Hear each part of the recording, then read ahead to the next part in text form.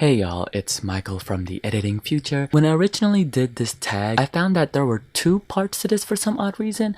So I decided to split this tag for day 11 and then also day 12 because otherwise it would be too long. So tomorrow will be part 2. They ask different questions, so hope you enjoy both videos. Hey y'all, it's Michael and I'm here to do another tag. I was tagged by Bree from Bree Hill. I'll leave her channel link down below. And she tagged me in the I Dare You book tag. Now, I started looking for this to see who was the originator. But I found Rihanna from Rihanna Reads. But then her questions were different from all the other I Dare You book tag videos. So I'm just gonna combine both of them and just do both tags. So let's make this fast. Because I can talk. Otherwise this video might be really long. The first part is going to be the questions that Rihanna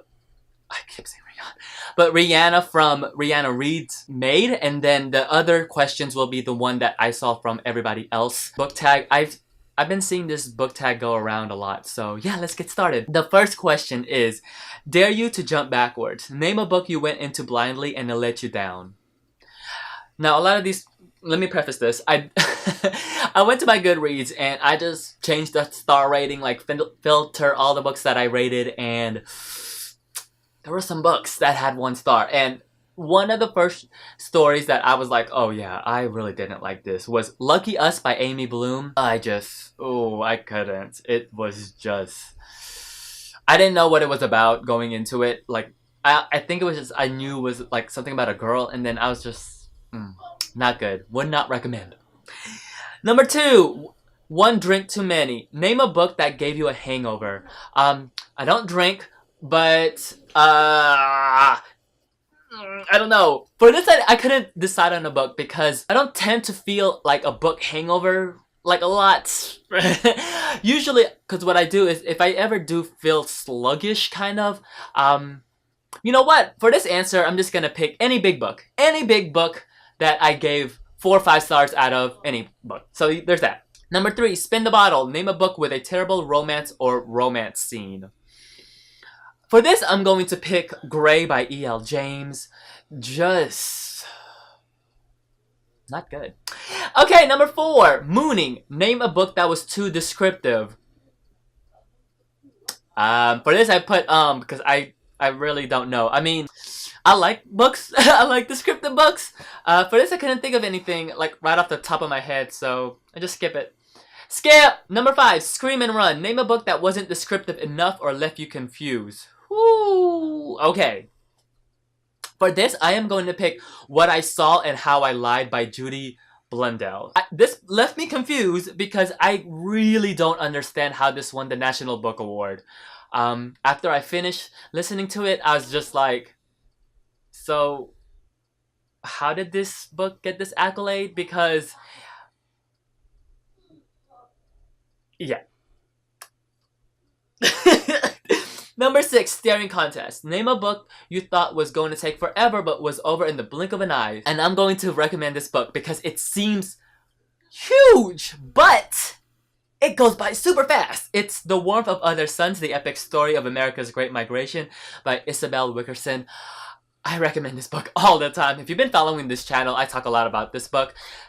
Go read it or even listen to it, because I listened to this and let me tell you, it is a long audiobook, but man, it goes by so fast. I would recommend it. And then the last few questions are called side effects. So number 7, Car Crash. Name a book that started great but ended badly.